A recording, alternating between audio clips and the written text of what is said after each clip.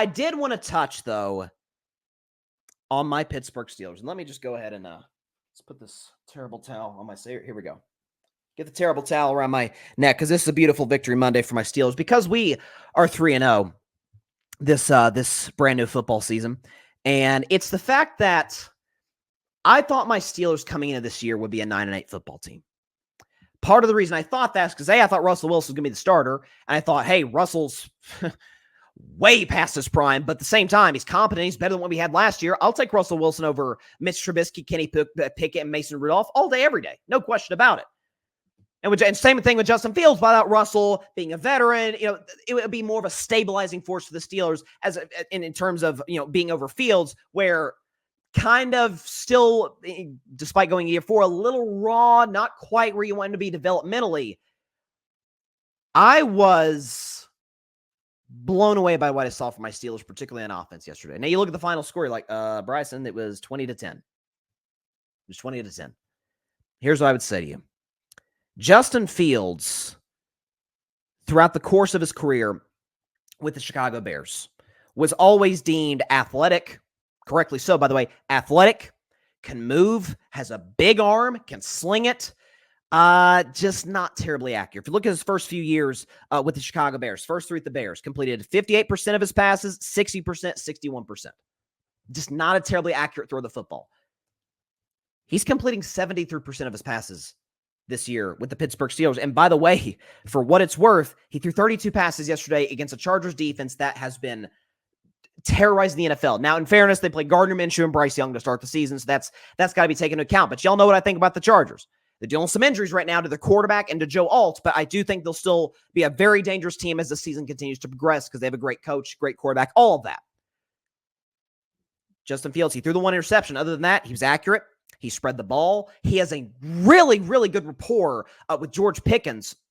Just a good connection that those two have. Again, as I said last week, people looked at the Broncos game. It was like, 13-6, like, classic Steelers. And I said, should have been 27-6 because 2 penalties wiped away, 2 Pickens, one Pickens touchdown and one that would have led to a touchdown or at least a field goal. So listen, this to me feels repeatable for the Pittsburgh Steelers. Because what do we know about Pittsburgh? What do we know about them coming into the year? And what do we certainly know about them through 3 games this year is that they are undoubtedly, and we'll show you the numbers, no question, the best defense in the National Football League. And it's not particularly close. We can show you the stats right here, okay? Number 1 in the NFL in terms of points allowed. They gave up 8 points per game. First in the NFL in terms of total yards allowed. 3rd in rush yards allowed. 6th in pass yards allowed. So that defense, led by T.J. Watt, who's still a monster, best defensive player in the game still. That kid, what's his name? It was Herbig, I think was his name. Just consistently, Nick Herbig, just constantly getting to the quarterback in the absence of Alex Highsmith. Listen, it's the Mike Tomlin team. Of course, they're going to be great on defense. Patrick Queen has been a steal. Cannot believe the Baltimore Ravens let this guy go. Steal from an in-division rival, the Baltimore Ravens, in free agency. Minka Fitzpatrick's been great. Joey Porter Jr., shutdown corner, has gotten better from year 1 to year 2. But offensively, listen, the O-line's the only thing that really concerns me about this team because of the injuries and because of the lack of continuity with this group. But what I'm seeing, Justin's accurate. Justin's spreading the ball down the field. Justin, as well as Arthur Smith, and this is why I loved this move by the Pittsburgh Steelers coming into this year, or going back to last offseason, is getting Arthur Smith. Listen, not a good head coach, but an excellent offensive coordinator. Folks, Ryan Tannehill was a Pro Bowl level guy with Arthur Smith as his OC with the Tennessee Titans. Like Tannehill, he's not a Pro Bowler, but that's what Arthur Smith can do for you. He's creative. He has a good feel for the game. I don't know why he never did this as a head coach. He does this as an offensive coordinator, gets the ball to his best players. George Pickens is making plays. By the way, Calvin Austin, who led the Pittsburgh Steelers in receiving, 4 catches for 95 yards. Get him the ball in space, chance to make plays after the catch.